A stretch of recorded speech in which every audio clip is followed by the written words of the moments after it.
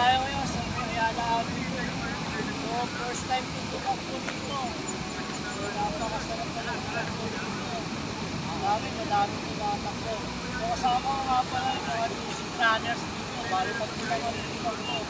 Expected namin mga 4-5. Kaso naging 3. Pero okay na rin dahil ganda yung ambience dito mga boys.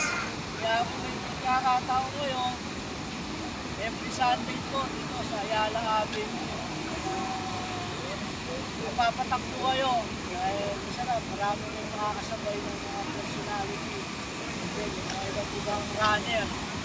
Mga iba't ibang vlogger. Dito mo naman, kadami dito. So mga boys, once again, it's me, DJ Juban. Support me at my ABM, Rap Connector sa page ko. Okay, kita-kits ulit. Salamat.